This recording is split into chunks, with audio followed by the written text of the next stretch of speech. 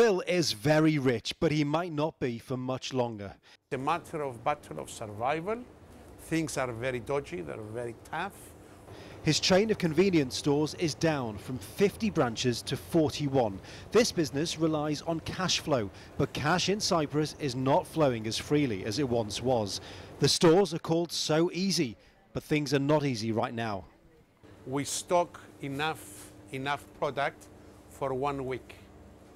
And why we store for 1 week? Because we have to manage our money. Things have changed and we went 50 years back. Cyprus was bailed out in March, 10 billion euros or $13.5 billion, but it had to close one of its major banks and the government dipped into some customers' accounts. Huge queues formed as they raced to get their cash out. 6 months on, the lines are gone. The disgust and distrust still here. The disgust is aimed at those who bailed this country out, the EU, the IMF, because remember, that cash came with conditions attached, tough banking reforms and strict austerity measures. And that is where the distrust comes in. That is aimed at the Cypriot politicians, those who allowed those austerity measures to be enforced. Because since then, this country has seen itself plummet further into recession. Unemployment has gone up. Cyprus is a very proud nation, but right now it is not a very happy one. Pessimism is the word on the street.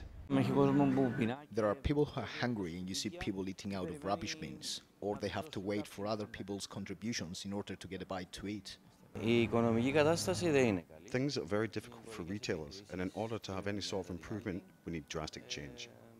Put that to the government, though, it will tell you things can only get better, but it won't happen overnight.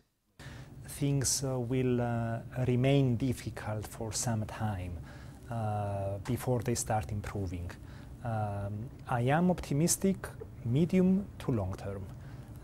What if you don't trust the banks? You keep your cash at home. That's what lots of Cypriots now do, which in turn has led to a reported increase in burglaries. As for Phil, he's remaining optimistic. Surely we'll survive. It is perhaps the best defence he and many others here now have. Phil Lavelle, Al Jazeera, Nicosia.